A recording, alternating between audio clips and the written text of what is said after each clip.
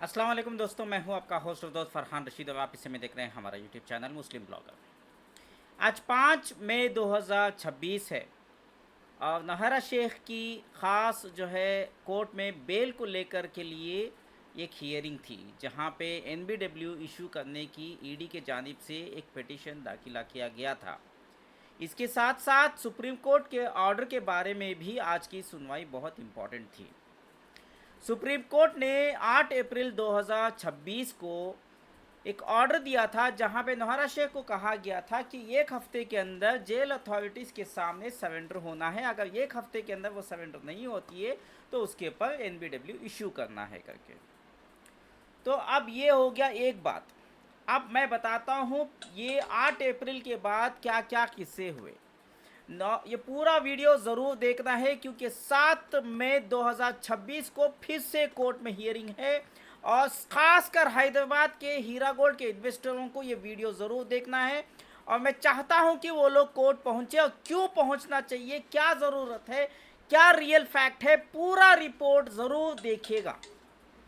चाहे मुंबई वाले हो, बेंगलोर वाले हो, पूरे हिंदुस्तान वाले हो, दुबई वाले हो, कतार वाले हो, कहीं पे भी दुनिया के अगर आप हीरा गोल्ड के इन्वेस्टर्स हैं, ये वीडियो ज़रूर देखिए। अब होता ये है कि नौहरा शेख को 8 अप्रैल 2026 को सुप्रीम कोर्ट का बहुत अच्छा ऑर्डर आता है, जो आवाम के हक़ में होता है, और कहा जाता है कि जेल में जाकर के सरेंडर हो जाओ, 16 सेल डीड साइन करो, और साइन होने के बाद फिर तुम फिर से वापस हमारे पास आ सकती हो बेल के लिए करके। अब इस बीच में नौहरा शेख एक हफ्ते के अंदर जेल अथॉरिटीज़ के सामने सरेंडर नहीं होती है, लेकिन एक चूरन ज़रूर लगाती है। फ़ोटो जो है जाकर के खींच के आती है जेल के सामने, चंचलगुड़ा जेल के सामने, और कोर्ट में प्रोड्यूस करती है कि मैं गई थी जेल और मुझे वहाँ पे नहीं ले रहे हैं। ये एक वाक़या हो गया, ये एक नौटंकी हो गया। दूसरी तरफ जो है हमने ईडी को प्रेशर डाला, ईडी से बातचीत होती है। खैर जो भी है, कल 4 मई 2026 को नामपल्ली के कोर्ट में फिर से जो है कोर्ट में सुनवाई होती है। वहाँ पर जो है कुछ हरकत होती है जो मैं ओपन ऑन कैमरा कुछ चीज़ें नहीं बता सकता। फिर से जो है कुछ डिले टैक्टिक्स हो जाता है, और मैं और हमारे एक ग्रुप के मेंबर अब्दुल रहीम साहब जो दुबई से वहाँ से आते हैं, और हम दोनों जो है ईडी के ऑफिस में जाते हैं, और फ़ौरन जो है ईडी हेडक्वार्टर्स दिल्ली को फ़ोन लगाया। वहाँ से जो है स्पेशल इंस्ट्रक्शंस वकील को आते हैं और नया वकील रखा जाता है। विशाल गांधी नाम के वकील जो है आज 5 मई 2026 को हाजिरी देते हैं। पूरा वीडियो ज़रूर देखिएगा, कुछ मैं बताना चाहता हूँ, बहुत इम्पोर्टेंट है, वरना आपके पैसे भूल जाओ। विशाल गांधी साहब आते हैं और आज मॉर्निंग में हियरिंग जो होना था वो नहीं हो पाई। वहाँ पे एक नई अड़चन आती है, जज साहब जो है वैकेंसी पर हैं, वेकेंट होता है बेंच, तो सुनवाई नहीं होती है। फिर मैंने जो है ठाकुर साहब को फ़ोन किया, ईडी ऑफिसर को, बातचीत हुई। खैर उस बीच में मुझे ये अपडेट मिली सीसीएस के पुलिस ऑफिसर से जो नामपल्ली के कोर्ट में रहते हैं, और वहाँ के अटेंडेंट से ये अपडेट मिली कि स्पेशल इंचार्ज है, जब कोई बेंच वेकेंट होता है तो वहाँ पे 2:30 को हियरिंग होती है। तो मैंने ये अपडेट जो है अल्हम्दुलिल्लाह 2:30 बजे जो है ईडी के जानिब से विशाल गांधी साहब जो एडवोकेट है वो आते हैं, नौहरा शेख के वकील भी आते हैं। करीब 3 बजे जो है हियरिंग होती है। पूरा वीडियो ज़रूर देखिएगा, पूरा अपडेट आपको जानना बहुत ज़रूरी है। 3 बजे के करीब सुनवाई शुरू होती है। नौहरा शेख का नाम लिया जाता है। कोर्ट में नौहरा शेख मौजूद नहीं है, लेकिन उनके वकील हाजिर रहते हैं, और ईडी के वकील विशाल गांधी साहब आते हैं। नौहरा शेख के वकील ने जो है एक और तारीख मांगने की कोशिश करते हैं, मोहलत मांगने की कोशिश करते हैं, लेकिन ईडी के वकील विशाल गांधी जी ने बहुत अच्छे से आर्ग्यूमेंट किया, प्रेशर डाला जज के सामने, बोले कि ये डिले टैक्टिक्स और नहीं चलेगा, बहुत हो चुका है, अब ये नहीं होना चाहिए, किसी भी हालत में आज ही जो है हियरिंग होना है।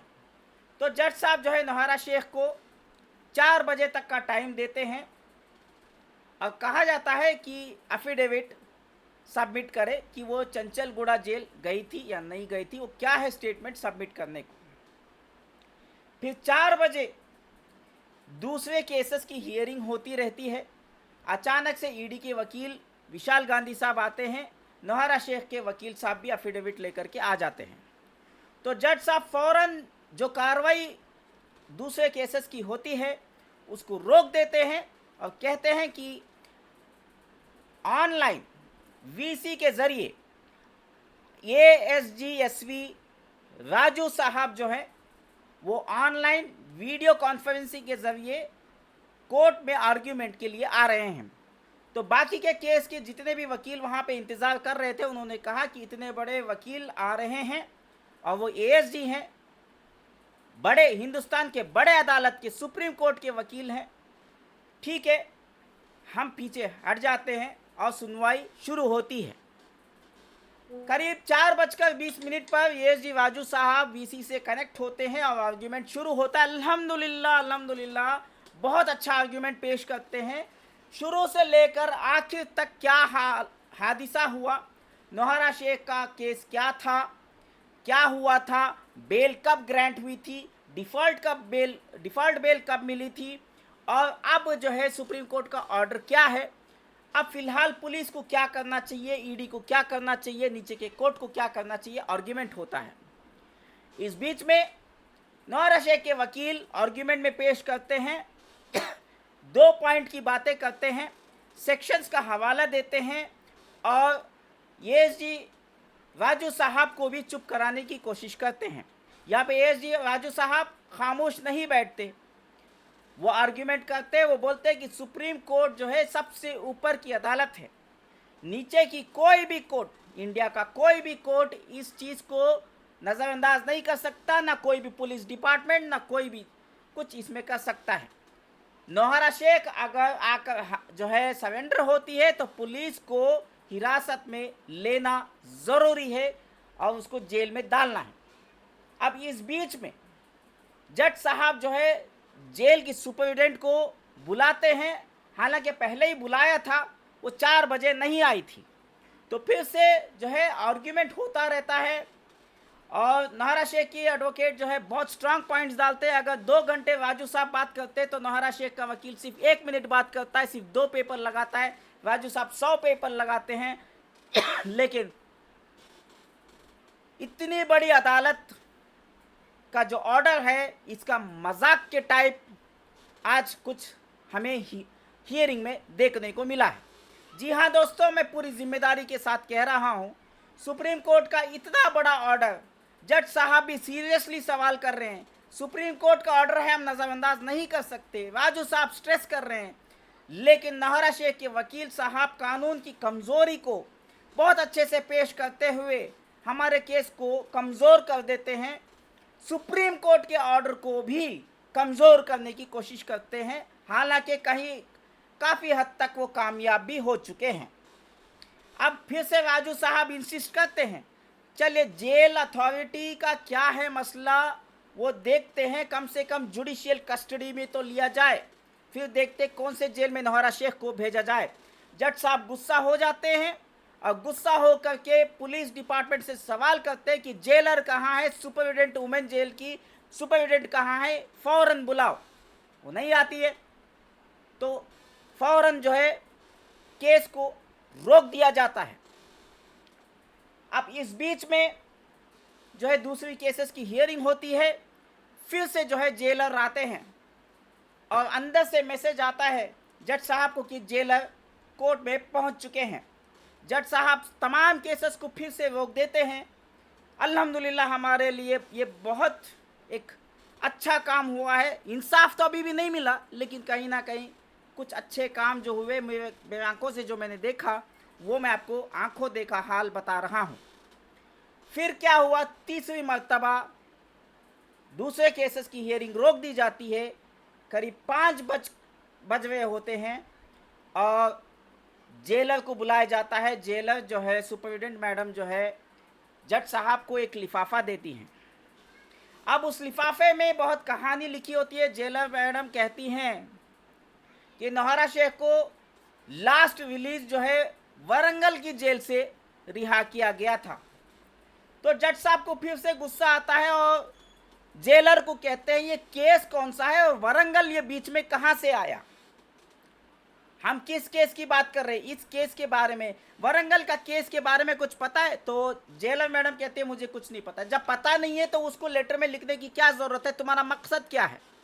और इसके साथ साथ लेटर में ये भी लिखती हैं बिना अरेस्ट वारंट के नौहरा शेख को वो कैसे हिरासत में ले सकती हैं करके एक टेक्निकल पॉइंट लेटर में डाल देती है। जज साहब कहते हैं ये लेटर नहीं मांग रहा हूं मैं, एफिडेविट चाहिए, ठीक से एफिडेविट लिख करके लेके आओ, कितनी बार समझाऊं?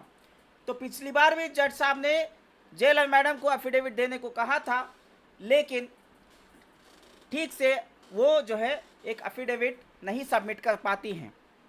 उसके बाद हादसा ये होता है, आर्ग्यूमेंट होती है फिर से, और वो उस लेटर में जो लिखा होता है उस कंटेंट के 2 पॉइंट्स को फिर से जो है नौहरा शेख के वकील उठते हैं और आर्ग्यूमेंट करते हैं कि जब यहाँ पे साफ है कि वारंट नहीं है तो जेल जो है कि अथॉरिटी, जेल जो है, जेलर जो है, सुपरिटेंडेंट जो है नौहरा शेख को नहीं ले सकती अपनी कस्टडी में, तो यहाँ पे किस बात की आर्ग्यूमेंट हो रही है?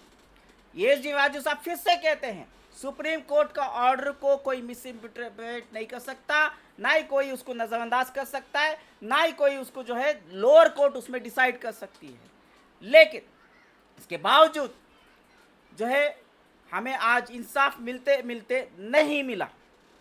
जी हाँ दोस्तों, कुछ ना कुछ तो दाल में काला है, सिस्टम समझ में आ रहा है। मैं मीडिया में खुलकर तो नहीं बोल सकता, लेकिन साफ है दाल में तो कुछ काला है, या तो पूरी दाल ही काली है। ऊपर से लेकर नीचे तक, नीचे से लेकर ऊपर तक बहुत बड़ा घोटाला चल रहा है। ईडी के वकील के ऊपर कोई शक नहीं है, ये जीवाजू साहब के ऊपर कोई शक नहीं है, ईडी, लेकिन सिस्टम में गड़बड़ है, सिस्टम में वायरस चला गया है। वो वायरस कौन डाली है? नौहरा शेख। ये इतना बड़ा वायरस है, इतना बड़ा वायरस है कि जेल की अथॉरिटी, जेल जो सुपरिटेंडेंट मैडम है वो कहती हैं कि बिना वारंट के वो जो है नौहरा शेख को अरेस्ट नहीं कर सकते। अब बात आती है कोर्ट के पास पावर्स है नॉन बेलेबल वारंट इशू करने के लिए। अब नॉन बेलेबल अरेस्ट वारंट के लिए प्रेजराइज किया हमारे विशाल गांधी साहब जो एडवोकेट है ईडी के, तो नौहरा शेख के एडवोकेट कहते हैं हम इसमें आर्ग्यूमेंट करेंगे, हमें मौका मिलना चाहिए। अब कानून तो यही कहता है कि आर्ग्यूमेंट होना है। तो जज साहब जो है 7 मई 2026 की आर्ग्यूमेंट के लिए डेट देते हैं। इस बीच में ये जीवाजू साहब जो ऑनलाइन मौजूद थे इंटरफियर करते हैं। जो भी हियरिंग करना है वो आपका पैरेलल प्रोसेस है, आप वो करते रहिए, नीचे की कोर्ट को जो करना है वो आप अपनी कार्रवाई करिए, लेकिन सुप्रीम कोर्ट का ऑर्डर कोई कोर्ट मिस इंटरप्रेट नहीं कर सकता, कोई भी कोर्ट जो है इसमें दखलंदाज नहीं कर सकता। अगर नौहरा शेख को कुछ उसमें चेंजेस चाहिए तो सुप्रीम कोर्ट में जाना है, ना कि नीचे के कोर्ट में। फिर भी कोई बात सॉलिड काम नहीं होता है, हमें इंसाफ मिलते मिलते रुक जाता है।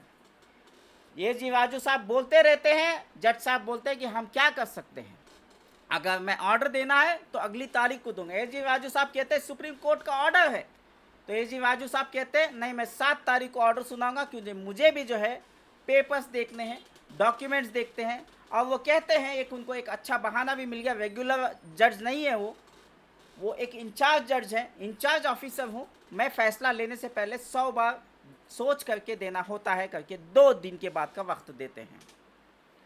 अब मेरे भाइयों, बुजुर्गों, दोस्तों, इसके बाद कोर्ट से तारीख मिल गई। ईडी के वकील विशाल गांधी साहब बहुत अच्छा काम करे, क्वार्टर से प्रेशर लगाए, सब कुछ किए, सब कुछ अच्छा चल रहा था, लेकिन कहीं ना कहीं सिस्टम में वायरस है। इस वायरस की वजह से आज भी हमें इंसाफ नहीं मिला। अगली तारीख दी गई, फिर मैं बाहर आया, बाहर निकल रहा था तो सुपरिटेंडेंट मैडम जो जेलर हैं उनसे मुलाकात हुई। मैंने उनसे सीधा सीधा सवाल किया, मैडम सुप्रीम कोर्ट का ऑर्डर है, आपके पास जब सुप्रीम कोर्ट का ऑर्डर है तो आप जो है नौहरा शेख को अरेस्ट क्यों नहीं करती? तो मैडम कहती है कि मेरे पास अरेस्ट वारंट होता तो मैं कब का कर देती, अरेस्ट वारंट नहीं है, मैं अरेस्ट नहीं कर सकती।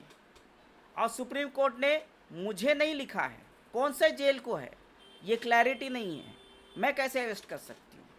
मैंने कहा मैडम सुप्रीम कोर्ट की तौहीन हो रही है, सुप्रीम कोर्ट के ऑर्डर का मजाक बन रहा है, सुप्रीम कोर्ट का ऑर्डर एक जोक बन चुका है मैडम। इंसाफ के लिए 1,72,000 इन्वेस्टर्स बाहर इंतज़ार कर रहे हैं और आप कहती हैं कि मैं अरेस्ट नहीं कर सकती, और सुप्रीम कोर्ट का ऑर्डर को आप कहती हैं कि मुझे वारंट चाहिए। तो मैडम आपको नहीं लगता है कि 1,72,000 इन्वेस्टरों के सामने जो है जुडिशियरी के झज्जे उड़ रहे हैं? इंसाफ मिलते मिलते उनको लग रहा है कि सब कुछ कॉम्प्रोमाइज हो चुका। आपको नहीं लगता ऐसे सोच लोगों की सोच अभी बदल रही है, कॉन्फिडेंस गिरता जा रहा है? तो मैडम कहती है I can't do anything, I have to speak to my seniors. अगली हियरिंग में मैं अपने सीनियरों से बात करके मैं जवाब दाखिला कर दूंगी। मुझे एफिडेविट सबमिट करने को कहा है, अगली तारीख में मैं एफिडेविट सबमिट कर दूंगी। खैर स्माइल करते हुए वो भी चले गए, मैं भी निकल गया। अब मैं आवाम से गुजारिश करना चाहता हूँ, देखिए मेरे भाइयों बुज़ुर्गों और दोस्तों, आप मुंबई में हैं, बेंगलोर में हैं, कहीं पे भी हो, नामपल्ली के स्पेशल कोर्ट में अगर हाज़िरी दे सकते हैं 7 मई 2026 को, प्लीज़ ज़रूर दीजिए। अगर हम जज साहब के सामने हमारे चेहरे दिखेंगे तो शायद हमें इंसाफ मिलने की उम्मीद है। इस मामले को हल्के में मत लीजिए। देखिए मामला जो है बहुत ही छोटा चल रहा था, बहुत ही गड़बड़ चल रहा था, लेकिन कल हम ईडी के ऑफिस में गए, एएसजी वाजू को भी इन्वॉल्व किया, दिल्ली से ऑनलाइन उन्हें एएसजी वाजू साहब को इनवाइट किया, वहां से भी उन्होंने प्रेशर डलवाया, सब कुछ हुआ। इसके बावजूद जो है हमें इंसाफ नहीं मिला। आवाम के पास ये ताकत है, आप लोग अगर कोशिश करेंगे, चाहे आप कहीं से भी हो, खास करके हैदराबाद के, हैदराबाद वाले कोर्ट में जाएंगे बोल के आप खामोश बैठेंगे तो सोचिए कि आपको इंसाफ नहीं मिलेगा। बाहर से आना पड़ेगा तो भी आइए। मैं चाहता हूं कि आप तमाम लोग जो है इस स्पेशल जो 7 तारीख को जो हियरिंग है, 7 मई 2026 को दोपहर के 2:30 बजे हियरिंग होने वाली है इंशाल्लाह, प्लीज़ नामपल्ली के स्पेशल कोर्ट में ज़रूर पहुंचिए। कुछ मत करिए, सिर्फ और सिर्फ कोर्ट में हाजिरी दीजिए, खामोश बैठिए। हमारी ताज़ा दिखनी चाहिए, जज साहब को लगना चाहिए कि हम इंसाफ के लिए अभी भी भरोसा रख के इंतज़ार कर रहे हैं, शायद ये नुस्खा काम कर जाए। बस इतना कहते हुए मैं इस वीडियो को ख़त्म कर रहा हूँ। मेरे भाइयों बुज़ुर्गों दोस्तों, मैं मजाक नहीं कर रहा हूँ, फिर से दावत दे रहा हूँ। नामपल्ली के स्पेशल कोर्ट में 7 तारीख मई 2026 को दोपहर के 2:30 पर कोर्ट पहुंचने की कोशिश करिए। पहुंचना बहुत ज़रूरी है, अगर पहुंचोगे तो इंसाफ मिलेगा, वरना इंसाफ तारीख पे तारीख, तारीख पे तारीख, तारीख पे तारीख, तारीख पे तारीख मिलती रहेगी, इससे ज़्यादा कुछ नहीं मिलेगा। तो मेरे भाई बुजुर्गों दोस्तों, आपसे इजाज़त मांगता हूँ, दुआ में याद रखिए। वीडियो पसंद आया तो लाइक करिए, कमेंट्स में ज़रूर बताइए कि इंसाफ का तराजू किस मोड़ पे हमको लेके चल रहा है। क्या हमें इंसाफ मिलेगा या तारीख पे तारीख ही मिलती रहेगी? अब हमें हरकत करना है, हरकत में बरकत है मेरे भाई बुजुर्गों दोस्तों। फिलहाल आपसे इजाज़त मांगता हूँ, इस वीडियो को खूब वायरल करें, हमारे चैनल में नए हैं तो सब्सक्राइब ज़रूर करें। आपका फरहान रशीद, मुस्लिम ब्लॉगर, शुक्रिया।